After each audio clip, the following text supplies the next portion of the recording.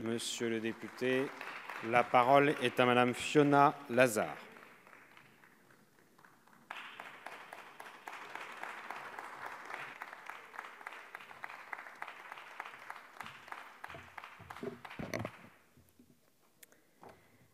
Monsieur le Président, Monsieur le ministre d'État, Monsieur le Président de la Commission des lois, Madame la rapporteure, chers collègues.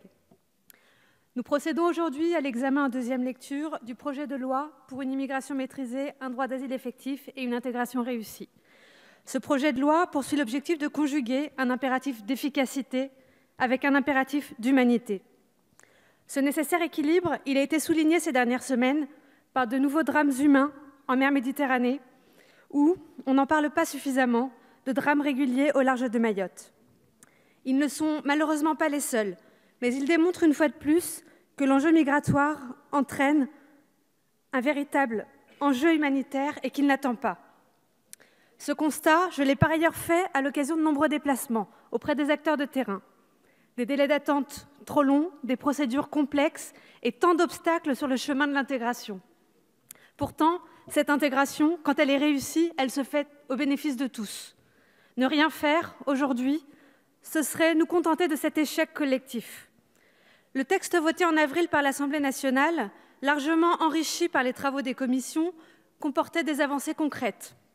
Il nous appartient aujourd'hui de poursuivre ce travail pour construire une politique d'accueil et d'intégration qui place la barre haut, alors que l'examen par le Sénat a débouché sur un texte globalement rédig.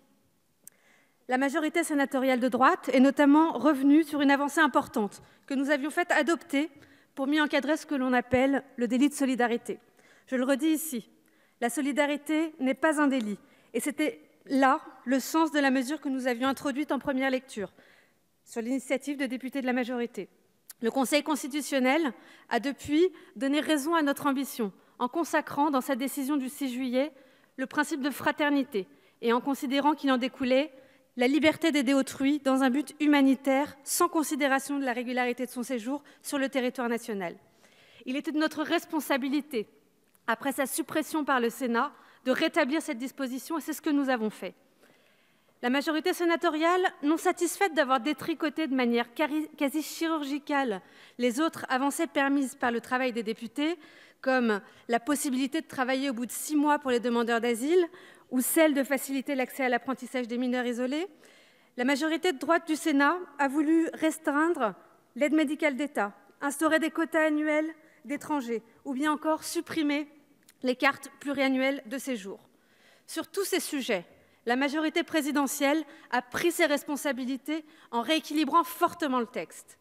Mes chers collègues, nous ne réglerons pas l'enjeu migratoire en érigeant des murs à nos frontières et en encourageant une suspicion généralisée à l'égard des migrants.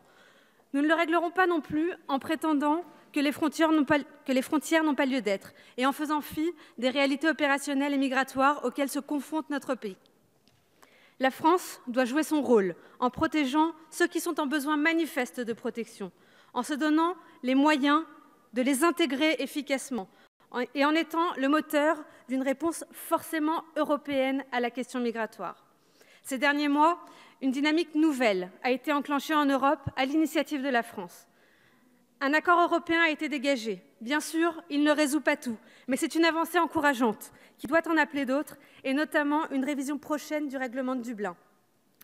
Sur ce projet de loi, le passage en commission la semaine dernière a permis de marquer des points supplémentaires, en confirmant notamment le retour à un délai de 30 jours pour les demandes de recours devant la CNDA. Ces avancées, je les salue. Elles étaient nécessaires et il faut s'en réjouir.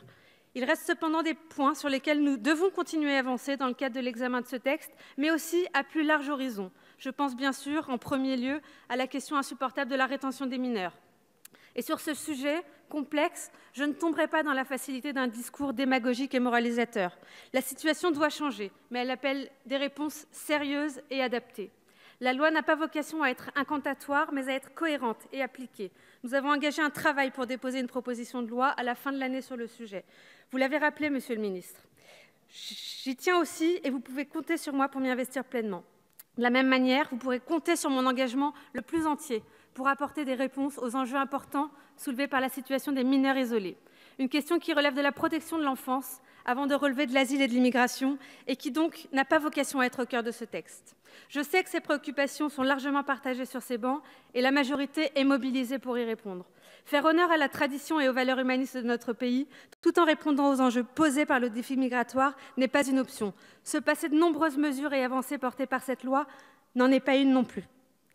La tribune politique que se sont offerts certains membres de l'opposition ce soir, en lieu et place d'un débat et de propositions nouvelles, montre bien qu'ils n'ont pas saisi la mesure de ce qui est en jeu. Nous sommes au travail et nous entendons continuer l'examen de ce texte avec le même sérieux et la même exigence. Merci, Madame la députée. La discussion générale est close.